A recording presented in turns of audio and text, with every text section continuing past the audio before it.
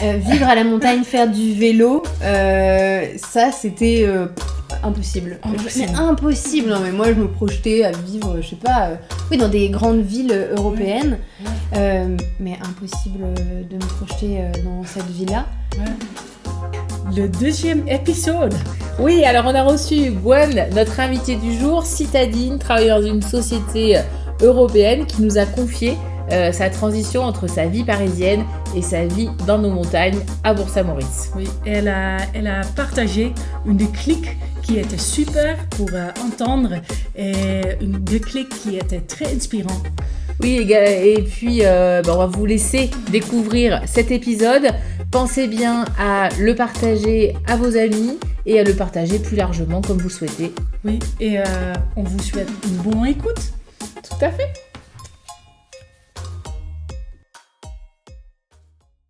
C'est parti. C'est parti. Bonjour Gwen. Salut. Bienvenue chez nous. Merci. Ouais, bienvenue. Alors, première question, comme on a fait avec tous nos invités, c'était si tu devais nous emmener dans un lieu imaginaire, réel, eh bien, où est-ce que ça serait et pourquoi ? Ok. Alors moi j'aime bien plusieurs endroits dans le monde, mais qui sont très différents. Je pense que ce serait la rencontre entre Naoshima, qui est une île au Japon dédiée à l'art, qui est incroyable. Voilà, ça a été une des plus belles expériences artistiques de ma vie. Amsterdam. Aussi. J'aime beaucoup Amsterdam, c'est très organisé, très bien fait, ça fonctionne, et puis il y a beaucoup de vie artistique. Paris, parce que j'aime cette ville, et Paris, la vie culturelle. Et après, j'ai besoin de nature, et donc du coup, je prendrais un peu de Creuse et un peu de Bourg-Saint-Maurice. Enfin, surtout beaucoup de Bourg-Saint-Maurice pour la montagne, mais de la Creuse pour l'humilité des gens et la simplicité de vivre. Ça bien. Donc, on est un peu partout dans le monde, au Japon, les Pays-Bas, mais aussi la France. Ouais. Et la Creuse, c'est là où tu viens ? Non, mais j'y ai passé beaucoup de temps quand j'étais jeune en vacances. Et voilà. Mes parents, en fait, ont une maison là-bas de famille. D'accord, très bien. Tu veux poser notre deuxième question ? Ouais, le deuxième, c'est le clic, hein ? Oui. Ouais. On est curieuse avec le podcast. On voudrait savoir à quel moment dans ta vie tu as eu une déclic et quand tu savais je voudrais changer quelque chose ou à ce parti dans ma vie, c'est extraordinaire. Donc là, on est sur le déclic de venir ici. Ah d'accord. Ouais. Je pense que c'est un des choix les plus importants, enfin le plus vrai que j'ai fait. Ouais. C'était de lâcher tout ce que les gens projetaient sur moi, qui était le fait d'être citadine, de faire la fête beaucoup, d'aller beaucoup au restaurant, enfin cette vie beaucoup sur l'extérieur, mais qui a un extérieur de ville, quoi, et d'aller vivre dans la nature. C'était quelque chose que personne n'imaginait, je pense, que je pourrais faire dans ma vie, quoi. Personne ne se projetait là-dedans. Et pour autant, pour moi, ça a été quelque chose de très naturel de décider de venir vivre à la montagne. Okay. Voilà, mais tout le monde me disait, mais qu'est-ce que tu vas faire là-bas ? Tout le monde avait l'impression que je faisais ça pour mon mec. Ouais. Alors qu'en fait, c'est moi qui étais tombée amoureuse de Bourg-Saint-Maurice. Ok. Parce que avant, tu as eu le déclic ici à Bourg-Saint-Maurice. Ouais. Est-ce que tu peux nous amener dans ta vie avant de vivre à Bourg-Saint-Maurice ? J'ai vécu 12 ans à Paris. Oui. Voilà, j'ai fait mes études, j'ai travaillé là-bas. C'était quoi ma vie ? C'était travailler beaucoup. Ça, c'est des valeurs du travail. Dans ma famille, c'était important. Donc voilà, et faire la fête, voir beaucoup les copains. La vie culturelle, c'était important. Oui. Aller voir des spectacles de danse, aller au musée. Voilà, c'était ça. Et puis voyager. Je voyageais quand même au moins un gros voyage par an. Ouais. En marchant ? Beaucoup de marche. Ça, c'est vrai. Il y avait quand même ce truc de nature, de slow life en marchant. Il y a quand même... nous, quand on s'était rencontrés, il y avait cette idée de... Tu avais besoin... Donc, tu vas nous dire plus tard ce que tu fais comme travail. Mais en tout cas, tu avais besoin de ces parenthèses de vie où tu marchais seule ça m'a impressionnée. Ah Je me oui. dis, ah ouais, tu pars toute seule marcher pendant 3 semaines. Ah ouais, j'étais juste en admiration. C'est vrai. Et donc, tu avais besoin de ces parenthèses de shoot, un peu de nature quand même. Bah, en fait, quand j'étais enfant, mes grands-parents m'amenaient faire des randonnées Ouais. dans la nature. Ils avaient un camping-car qu'ils avaient créé de eux-mêmes, parce qu'ils étaient assez pauvres, on va dire. Donc j'avais déjà ce truc du voyage, qui était du voyage, c'est vrai, en Europe, etc. Et je pense à l'âge de 23 ans, là j'ai fait mon premier voyage seul, c'était en Thaïlande, peu importe l'endroit. Et je sais pas, c'est vrai que ça a commencé là, c'est-à-dire de partir loin, seul, à l'autre bout du monde. Et puis après, bah, je sais pas, de rencontre en rencontre, c'est vrai que j'ai eu envie de continuer à faire des voyages et je faisais tout à pied. C'est-à-dire que l'idée c'était d'avoir mon sac à dos et après si je prenais des bus, etc. pour voyager, mais c'est vrai que la marche c'était quelque chose qui était naturel parce que je l'ai fait beaucoup quand j'étais jeune avec mes grands-parents. Oui. L'été. Ah, c'est chouette. Et donc, quand tu as habité dans Paris, le 12 ans, avec le fait, le vie culturelle, le travail, parce que c'est notre vie que ici, c'était aussi un petit escape de vie à Paris en pleine force. Est-ce que c'était un peu l'escape de y aller seul en marchant ou pourquoi tu as le fait? Alors, en tout cas, je dirais que le premier voyage en marchant seul, c'était Saint-Jacques-de-Compostelle. Ouais. Où là, j'en avais entendu parler dans ma famille. Dans ma famille, il y avait des gens, bon, voilà. Et un jour, je me suis dit, bon, bah là, j'ai 3 semaines de vacances. C'était dans 2 semaines, ça arrivait. C'était 2 semaines avant mes 3 semaines de vacances, je savais pas ce que je voulais faire. J'ai dit, bah, je pars faire Saint-Jacques-de-Compostelle. J'ai pris mon sac, j'ai acheté quelques trucs, et puis je suis partie seule, mais ça me semblait assez rassurant comme environnement. Et l'idée, c'était de me retrouver seule, de faire le point. C'était à l'époque où les cartes SIM n'étaient pas compatibles à l'étranger, donc moi je suis allée faire en Espagne Saint-Jacques-de-Compostelle. Et j'ai pas acheté de SIM compatible et j'ai pas augmenté mon forfait, donc vraiment je n'étais pas accessible. J'avais parfois internet où j'envoyais un message, notamment à ma mère, les mamans ont toujours besoin d'être rassurées, pour lui dire je vais bien, tout va bien, etc. Et c'était bien pour moi de couper, de tout couper. J'avais pas Facebook, il y avait peut-être pas encore Instagram, ou c'était que le début. Et vraiment, moi, j'avais rien. Et ça, c'était génial. Ah ouais. Parce que ça te permet de rencontrer les gens pour de vrai. Donc, t'as raison. C'est ça qui s'est passé, c'était de me retrouver et de couper avec cette vie très agitée de la ville. Et donc, c'était une balance que j'avais trouvée où chaque année, j'allais faire un voyage qui me permettait de déconnecter de ma vie, de me retrouver autre. Parce que je renie pas ma vie à la ville, mais c'était reconnecter à quelque chose que je trouvais pas dans mon quotidien en tout cas. Ah waouh, ok. Et justement, dans ce processus de dire, là j'ai eu le déclic, donc ça va nous dire peut-être quand tu as eu le déclic, est-ce que tu avais envie de retrouver justement plus cette sérénité et cette parenthèse tout au long d'une année, plutôt que de faire des parenthèses ponctuelles?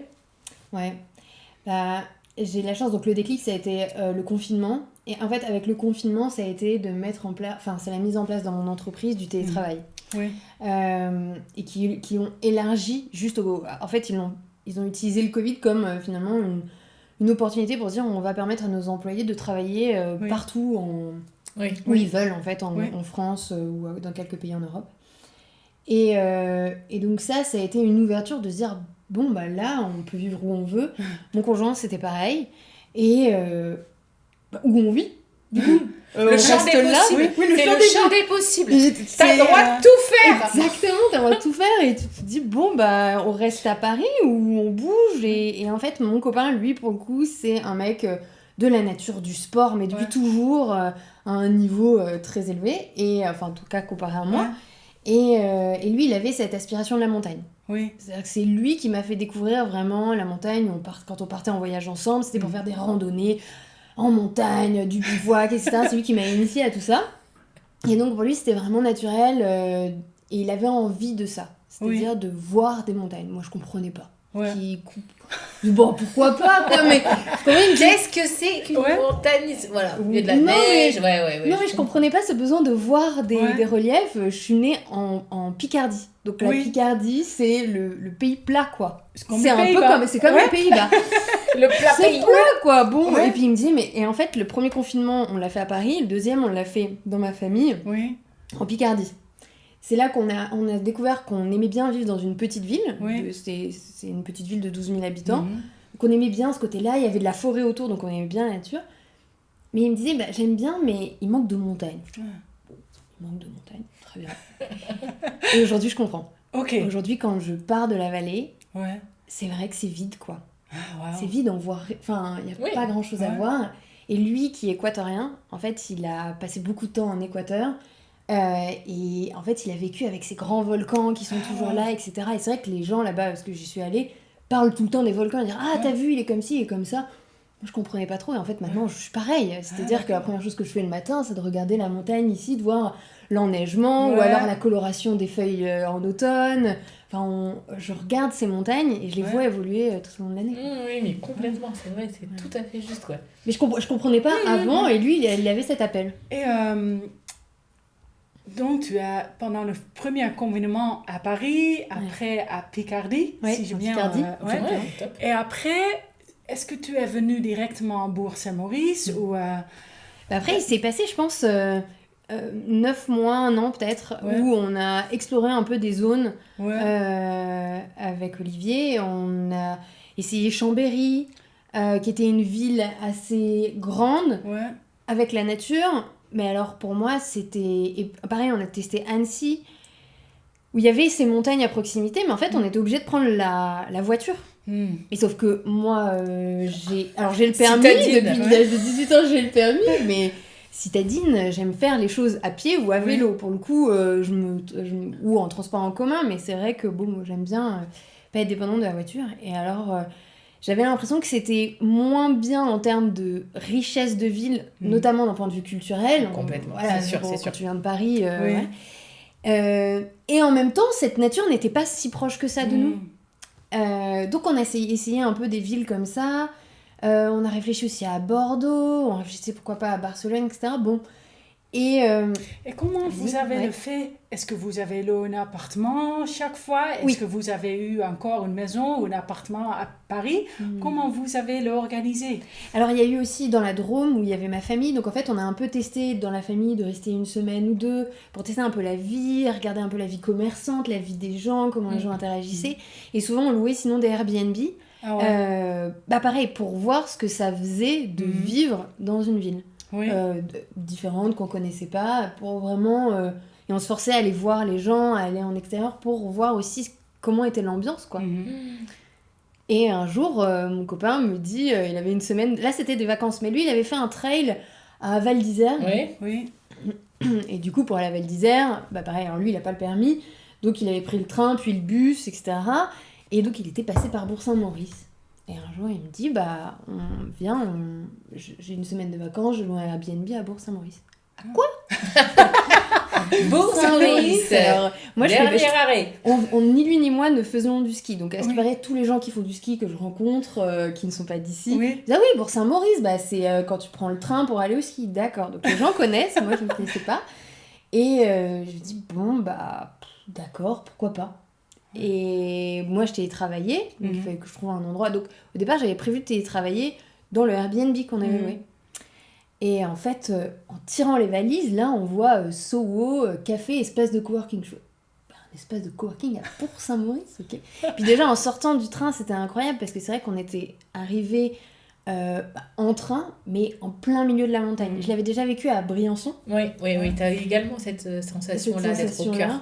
En fait, tu pars de région parisienne, alors là on était en Picardie, mais de région parisienne et t'arrives en plein milieu de la montagne en train, c'était incroyable.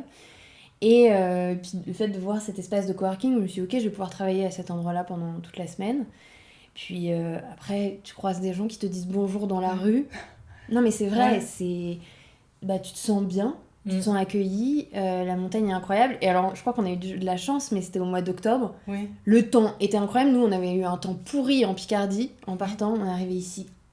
immense soleil.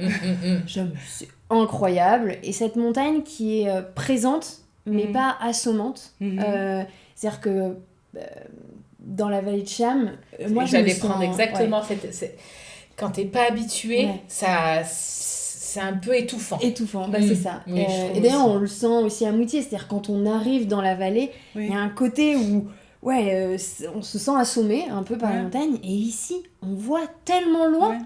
On voit tellement loin, et cette montagne est douce. La montagne des Arcs, je l'appelais la montagne tortue. Parce que c'est vrai que quand t'es de Bourg-Saint-Maurice, tu vois quelque chose qui est assez doux.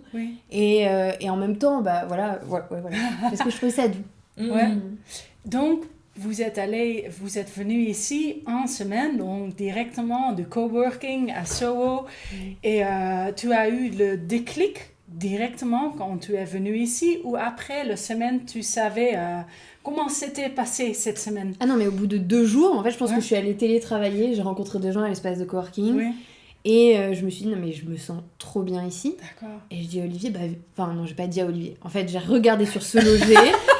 Et là, j'ai regardé les biens à louer. Il n'y en avait pas énormément déjà à l'époque. Mais j'en ai vu un où j'ai dit, viens, on va visiter. Il m'a dit, pourquoi pas. On y est allé entre midi et 2. Et bon, ça l'a pas fait. On ne sentait pas... Enfin, bref, ça correspondait pas exactement à ce qu'on cherchait. Mais on s'est dit, ok, c'est-à-dire que là, on est capable de se projeter, vivre ici. C'est bien. Donc, on est retourné en Picardie. Et moi, j'ai continué à regarder. Parce qu'en fait, quand j'ai une idée en tête, je lâche pas. Et en fait, au bout de 2 semaines, je vois un appartement. Alors là, pour le coup, il n'y avait pas de photo de l'appartement, mais c'était localisé. Il avait mis le propriétaire un plan de Bourg-Saint-Maurice. Il avait encadré où est-ce que l'appartement se situait. C'était dans la même résidence que là, on avait loué notre Airbnb. Ah, d'accord. Je dis, déjà, c'est rassurant, on se projette, etc. J'appelle le gars, je lui dis, je suis super intéressée, etc. Il me dit, il y a quelqu'un avant vous, mais s'il ne prend pas, vous êtes la seconde. Je dis ok, tenez-moi au courant pour que je réserve mes billets pour venir le visiter. Et en fait, la personne avant nous l'a pas pris. Et donc, 1 semaine après, on est revenu à Bourg-Saint-Maurice. On l'a visité, on a dit go, banco, on y va. C'est bien. Et là, en fait, en 3 semaines, je passais de la Picardie à Bourg-Saint-Maurice. C'était... Et c'est aussi parce que c'est vrai, c'est très compliqué de trouver un appart ou une maison ici pour acheter, mais aussi pour louer. Donc, dans 3 semaines, tout s'est aligné. Tout s'est aligné, vraiment. Et au niveau du travail, donc là, tu fais l'entreprise dans laquelle tu es, donc accepter que tu puisses être en full télétravail, ou comment ça se passe ? Alors, chez Payfit, ils ont mis en place un système qui s'appelle le Work from Anywhere. Donc, on est une entreprise européenne. C'est pour ça qu'il y a pas mal d'anglicismes. On peut travailler d'où on veut dans le pays dans lequel on a notre contrat de travail. D'accord. En l'occurrence, pour moi, c'est en France. Et donc, ils ont élargi ça après le confinement, après le Covid. En fait, aujourd'hui, c'est un droit que tous les salariés ont. Voilà, donc ils m'ont pas autorisé personnellement, mais je bénéficie de ce droit. Et en fait, c'est Work from Anywhere, c'est pas du full télétravail, c'est du télétravail. En fait, je dois retourner au bureau 1 fois par mois, quelques jours par mois. On a un budget et qui nous permet de prendre le train et de rester sur place pendant, je dirais, 2-3 jours. Parfois, je reste 1 semaine, parfois, je reste plus parce qu'il y a ma famille aussi qui est en Picardie. Et donc, ça me permet de voir aussi ma famille. Je reste un peu plus longtemps, 2 jours. Donc, la fille ici, est-ce que tu peux nous amener dans un peu... Donc, tu travailles, tu es ici à Bourg-Saint-Maurice pendant 3 semaines. Comment ça, tu y allais à Soho tous les jours, ou comment ça va? Tu vas à vélo, à pédale, parce que le train ici, pour le moment, c'est pas full train. Comment ça se passe? Alors, là, on est sur ma vie ici à Bourg. Ouais, ma vie ici à Bourg, déjà, on a décidé de vivre dans Bourg, parce qu'on s'était posé la question de savoir est-ce qu'on allait vivre un peu dans des villages autour. Et en fait, pareil, on voulait pas la voiture. Donc, on a décidé de vivre dans le centre-ville. Et ma vie au quotidien, j'allais, alors surtout au début, j'allais beaucoup au Soho parce que je pense que j'avais besoin de ce lien humain, surtout en sortant du Covid, etc. On était assez isolés. J'y suis beaucoup allée. Ça m'a permis d'avoir une vie, le café avec les gens qui sont pas mes collègues, mais qui sont quand même des gens que je vois un peu tous les jours et avec qui je vais faire une pause café, échanger, parler de choses et d'autres. Donc ça, ce lien humain, il est important. Donc ça, c'est la vie au travail. Mais c'est tous les jours. Par exemple, tu y allais à 9h jusqu'à midi et après à 14h, de 18h. Ou est-ce que tu es plutôt libre avec le travail? Par exemple, il fait beau aujourd'hui, je peux skier et je travaille le soir. Non, je ne sais pas, parce qu'il y a beaucoup de gens ici qui font du télétravail, mais ça dépend aussi le travail avec d'avoir de liberté. Donc, ça va comment Alors, personnellement, moi, j'ai quand même des horaires. D'accord. Mais disons qu'il y a une forme de flexibilité où j'ai pas à pointer. Oui. Donc ça m'a permis par exemple cette année d'aller faire du ski de rando très tôt le matin. Je prenais le Funit de 7h30 pour monter aux Arcs et d'aller faire le Mont Blanc. Alors je sais pas jusqu'en haut parce qu'avec justement l'idée c'était de rentrer pour 9h30. Mais du coup ça on peut le faire en fait en 2 heures avant le travail. Tu peux le faire, donc j'ai quand même de la flexibilité et si j'arrive à 9h45 c'est pas la fin du monde non plus, je le rattrape le soir. Donc ça c'est aussi cette flexibilité qui est assez agréable. Le midi, parfois ça m'arrive de prendre une pause un peu plus longue d'une heure et demie pour aller faire du vélo ou parfois terminer un peu plus tôt. Mais tout ça, tout est compensé, c'est-à-dire que je peux bénéficier de ça, mais l'idée c'est de le compenser soit en commençant plus tôt ou en terminant plus tard. Donc c'est en bonne intelligence en fait que ça se fait, en tout cas dans mon travail. Donc à Soho, ils ne sont pas tes collègues, mais ils sont là, ils travaillent, donc c'est plutôt leur routine de venir, de travailler, de parler un peu. Donc, une semaine ici à Bourg, c'est lundi jusqu'au vendredi du travail. Et après, une fois par mois, tu sors à Paris. Ouais. Exactement. À Paris ou parfois à Barcelone aussi, parce qu'on a des bureaux à Barcelone, donc ça, c'est aussi le côté, ça fait du bien de voir autre chose. Et du coup quelques jours à peu près on va dire 3-4 jours à Paris et ça c'est le moment où c'est mon shoot de voir plein de gens, tous mes copains etc, faire des musées, genre c'est hop je prends. Avant j'avais mon shoot de nature un mois par an on va dire, là c'est mon shoot de culture une fois par mois qui est en fait suffisante. Et là justement par rapport à tout ce process, tu vois, comme tu l'as expliqué, le Covid, le besoin de nature et puis d'avoir cette nature à proximité, les montagnes, etc. Est-ce que là, par rapport aux gens, justement, tu disais qu'il y avait ces craintes pour toi, aujourd'hui, c'est quoi le retour qu'ils ont avec toi ? Je pense qu'ils en revenaient pas. En vrai, je pense que tout le monde attendait. Je pense qu'il y avait des paris derrière mon dos de se dire combien de temps elle va tenir. Non, mais pour de vrai, les gens, ils y croyaient pas du tout que je parte vivre à la montagne. Et aujourd'hui, ils me disent non, mais t'es bien, qu'est-ce que qu'on me dise, surtout ma mère. Je pense que mes parents avaient des images de moi quand j'étais petite où on marchait dans la forêt, il y avait des escargots. Je disais, des escargots un peu précieuses là. Ils avaient ce genre d'image de moi, donc ils y croyaient pas. Et maintenant c'est on sent que t'es bien, on sent que t'as trouvé ton équilibre, tu te sens bien là et tout le monde est heureux pour moi. Et à l'intérieur de toi justement par rapport à ton activité professionnelle, déjà dans un premier temps, le fait d'être à l'extérieur de ce brouhaha de la ville, est-ce que tu sens que ça t'apporte des choses différentes ? L'équilibre, en fait au tout début de notre échange j'ai beaucoup parlé de la valeur travail, mais justement en comparaison par rapport à ma vie d'aujourd'hui où je pense que le travail est effectivement important, mais mon équilibre de vie a jamais été aussi bon que depuis que je suis à Bourg. Dès qu'il commence à faire beau avec Audrey, une copine, le lundi soir, notre rituel c'est je ferme l'ordi à 18h30 et je vais faire une rando à la chapelle. C'est incroyable.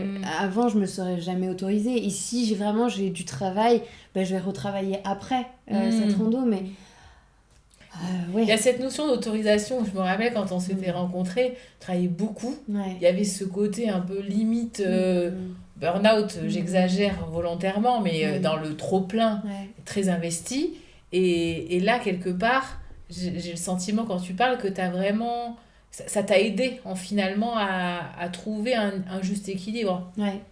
Qui me rend d'ailleurs beaucoup plus efficace, je pense, au travail, me permet de faire des choix. En fait, c'est un peu comme... je suis pas maman, mais je vois souvent les mamans qui disent « Bah non, mais en fait, ça permet de se concentrer sur ce qui est essentiel. En fait, c'est les 20% d'efforts qui vont amener le 80% d'impact. Et se concentrer sur vraiment ces 20% qui sont les plus importants. Et puis après, on fait tout le reste, évidemment, mais en priorisant. Et en fait, c'est cet équilibre et c'est savoir se concentrer là où ça va avoir le plus d'impact. Plutôt que de vouloir tout faire absolument et d'en faire parfois trop alors que ça sert à rien. Et même, je te dirais que je vous suis sur les réseaux. Ouais. Et c'est vrai que si j'habitais pas là et si je ne connaissais pas cette vie-là, je me dirais, purée, eux, vraiment, ils ont trop de chance. En fait, ils font du sport tout le temps. Je sais pas quand est-ce qu'ils travaillent. Ouais. Tu vois ? Ouais. Et il y a ce truc-là. Et ça, on vous le dit ou pas ? Oui. Oui. Et en même temps, après, les gens qui m'entourent voient qu'en fait, c'est des choix qu'on a faits. Et que c'est une organisation. Et c'est drôle parce que là, cet hiver, on a un copain qui est en colocation avec nous parce qu'on a un appartement assez grand. Et on a décidé de faire ça, pour changer, etc. Et en fait, il se rend compte de l'envers du décor où, en fait, effectivement, on profite beaucoup. Mais par contre, les horaires de travail qu'on fait, on a un bureau à la maison. En fait, il nous voit faire nos horaires de travail. Il nous dit « Ah ouais, non, mais là, vous travaillez beaucoup, quoi. » Parce que oui, on travaille du coup beaucoup plus le soir, où on se lève tôt, etc. Et c'est des choses que les gens ne voient pas, mais qui font que c'est de l'organisation. Voilà. Complètement. D'où le côté un peu Amsterdam que t'aimes bien. Ouais. Non mais c'est vrai, il faut être carré. Ouais, C'est-à-dire que je sais qu'aussi cet équilibre, il fonctionne parce qu'aussi je travaille bien. Si à un moment donné, côté pro, je lâche, cet équilibre, il va être perdu aussi. Donc, faut réussir à gérer les deux.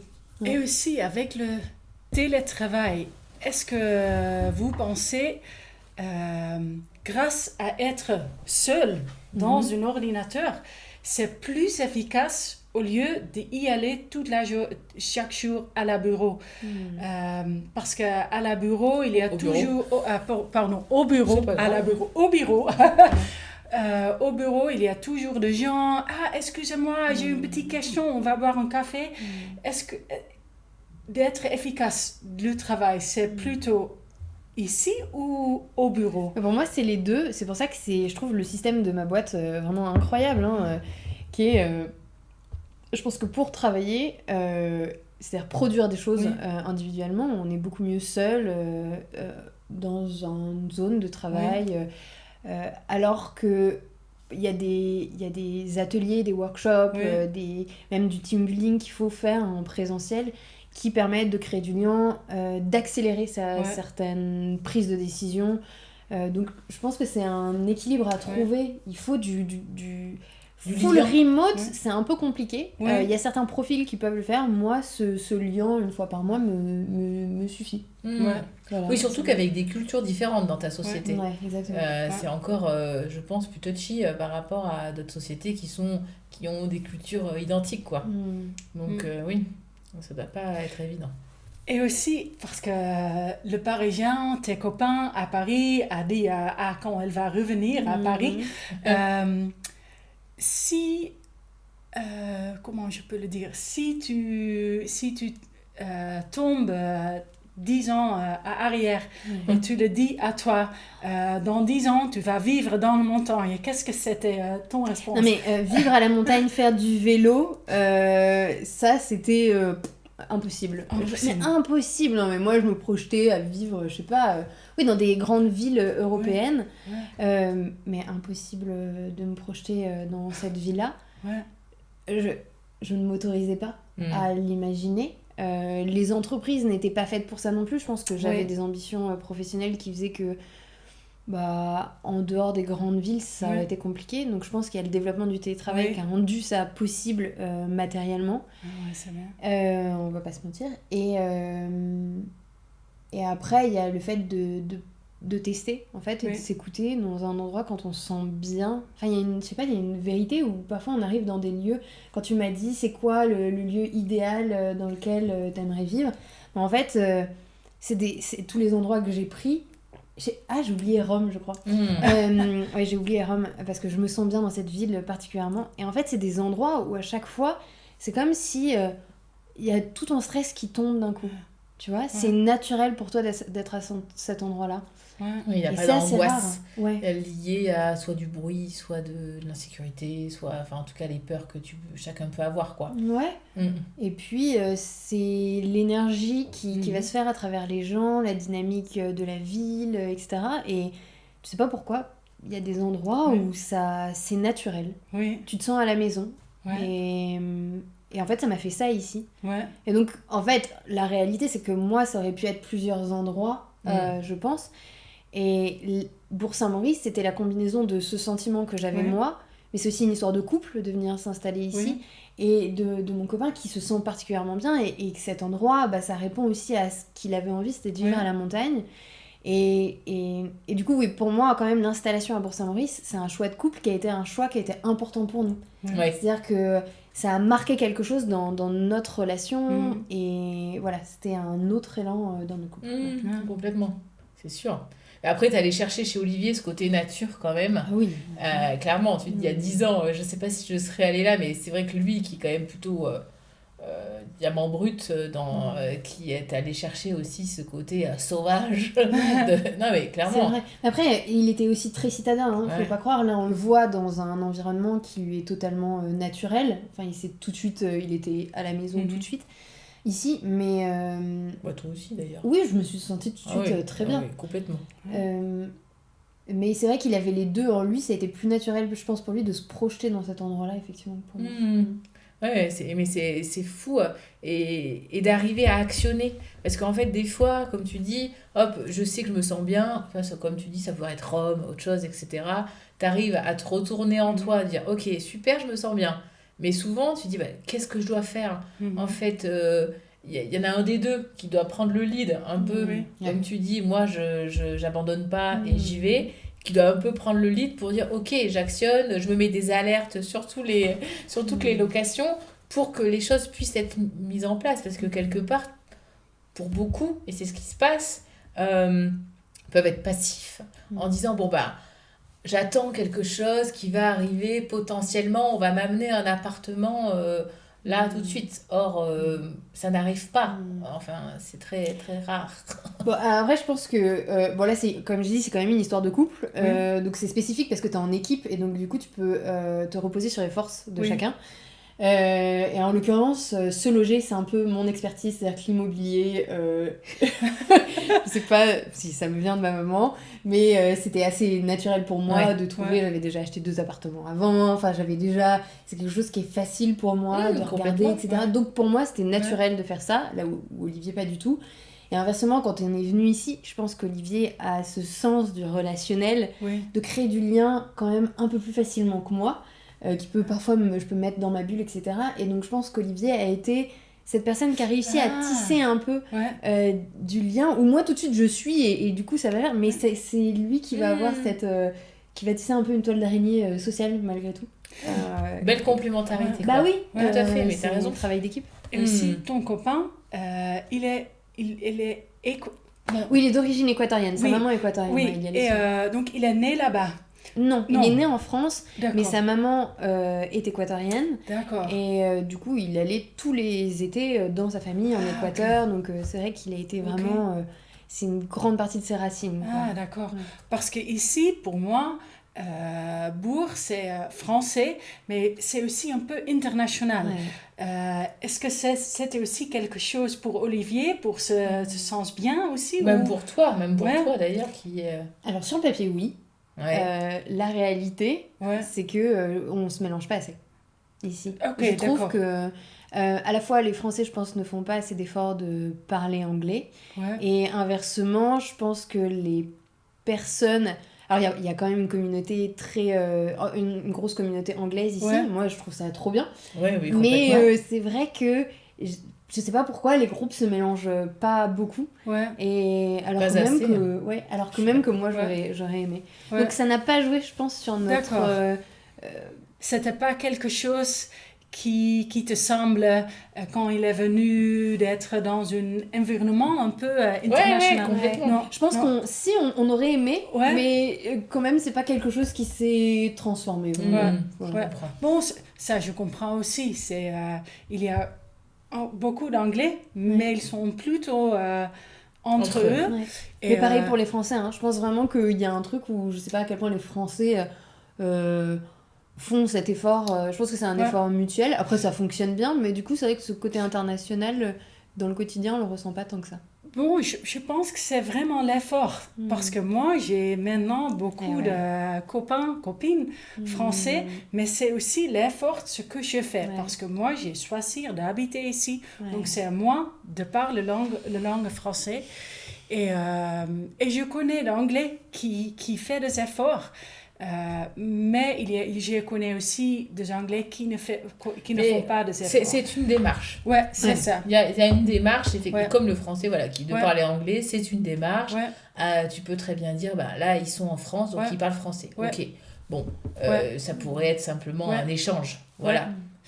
Et aussi, je peux m'imaginer, parce que vous êtes venu ici et vraiment dit, oh, on a un coup de cœur, on va rester ici. C'est pas que pour une saison, parce que pour les gens qui habitent ici toute leur vie, il y a beaucoup de gens qui viennent, qui partent, qui viennent. Mais pour toi, comme tu parles de Bourg-Saint-Maurice, c'est une vraie... Oui, il n'y a pas de consommation. Oui, c'est ça. Il n'y a pas ce côté consommation des gens, de l'espace. Il y a ce côté, je m'inscris dans un environnement. Mais alors, notre spécificité, c'était que nous, on savait pas skier. Ouais. Donc, c'est vrai qu'on vient vivre à la montagne, mais nous, c'était pour l'été. Parce que, encore une fois, j'aimais marcher, et donc j'aimais marcher en montagne, etc. Donc, nous, on est venus pour faire des randonnées le plus possible, finalement. Et donc, on a découvert le ski ici. Et je pense que c'est ça, la dimension qui est différente, c'est que je pense que les gens qui viennent à la saison, c'est souvent pour la saison d'hiver.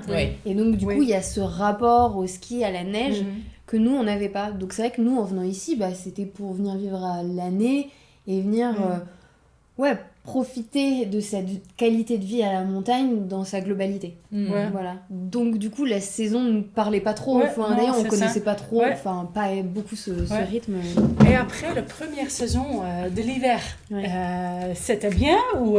C'était incroyable. Ok. Mais, la première journée de ski était incroyable, la neige était bonne, la deuxième était horrible, je me suis dit mais qu'est-ce que je fais là ? Ah d'accord. Et je me suis arrêtée, j'ai dit à Olivier je peux pas, ça fait crier avec les skis, j'étais là mais c'est quoi ce truc ? Pourquoi ? C'était un peu verglacé mais à peine en fait aujourd'hui je me disais bon. Il y a des escargots au bord de la piste. Et du coup je suis allée manger une pizza, je me suis dit mais qu'est-ce que je fais ici ? Et après... Tes copains étaient trop contents.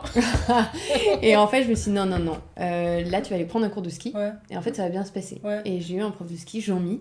J'ai pris, je sais pas, peut-être 6-7 cours de cours. J'ai pris 6-7 cours avec lui tout au long de la première saison. Et c'était incroyable. Et là, le plaisir est venu, j'ai gagné en confiance, etc. Et du coup, ce rapport à la neige s'est créé. Et donc, maintenant, on a... et puis après, il y a eu le vélo que j'ai découvert l'été. Et voilà, donc été, hiver. Donc c'est aussi un peu, c'était un vrai coup de cœur, mais après c'était aussi faire de travail, faire des efforts pour vraiment installer ici avec du sport, mais aussi de vivre ici avec et des de l'organisation, comme tu disais tout à l'heure. Effectivement, pour profiter de l'environnement, si tu n'es pas organisé, l'environnement, t'en profites beaucoup moins. Et c'est tout un équilibre, quoi. Donc, c'est la fin. C'était un super déclic. On va finir tranquillement, mais oui, j'aime beaucoup ce déclic sur le côté, encore une fois, où tout s'aligne. Et il y a quand même eu ce temps d'exploration, en fait, que vous avez déclenché. Tu vois, il y avait cette envie, mais vous avez quand même mis en place, ok, là, on est dans une phase... Sans espace-temps, il y avait un espace-temps quand même où vous vous êtes dit, d'ici 1 an, il faut qu'on se décide de s'installer à tel endroit ou pas. Voilà, donc en fait, sans espace-temps, de dire on va explorer, on va voir, on va s'écouter. Quand même, comme l'autre, comme tu disais, vous aviez l'habitude, en étant seul, à faire des aventures à pied ou à vélo, d'écouter aussi vos ressentis. Donc, quelque part, ça nécessite en tous les cas des efforts Oui. pour mettre en place des choses de manière à pouvoir bouger. Les lignes aussi. C'est en quoi Il y a un investissement sur place, là je parlais des cours de ski, mais Oui. il y a aussi le fait, je m'étais mis à faire du badminton. Oui. En fait, c'est le fait de sortir de chez soi pour rencontrer des gens. Ouais. Je pense que rencontrer des gens, le tissu social, c'est ce qui va créer un mouvement assez naturel et qui va créer des attaches en fait. Quand on n'a pas de famille dans l'endroit dans lequel on s'inscrit, bah faut créer d'autres attaches. Ouais. Et les liens, c'est je pense le plus important et ça nécessite un effort, ça vient pas tout seul. Complètement, t'as plus de facilité à dire je vais rester chez moi avec mon amoureux. Ouais. Et oui, complètement. Alors qu'en fait, il faut s'ouvrir et se forcer, même si on a une nature plutôt introvertie, en fait, il faut se forcer, parce que c'est ça qui, derrière, va faire qu'on va se sentir bien, parce qu'on sait qu'on va croiser des gens dans la rue, qu'on a des choses à partager avec d'autres gens. Bon, en tout cas, c'est ma vision, et je pense que c'est ce qui m'a aidée à me sentir chez moi, ici. Oui. C'est bien de me sentir chez moi d'ici. Oui. J'adore. On va te demander, on a inventé des cartes. Waouh. Alors, soit tu peux les choisir par hasard, soit tu peux les feuilleter rapidement. Ce sont toutes les émotions. Ok. Donc, à toi de choisir qu'est-ce que tu souhaites. Ouais, non, mais le hasard, c'est bien, non Bah, Allez.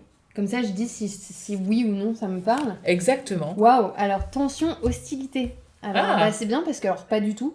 Du coup, pas du tout. L'hostilité, c'est peut-être, si je veux juste rebondir là-dessus, mais la montagne, pour moi, c'était un environnement qui pouvait être hostile et qui l'est encore parfois.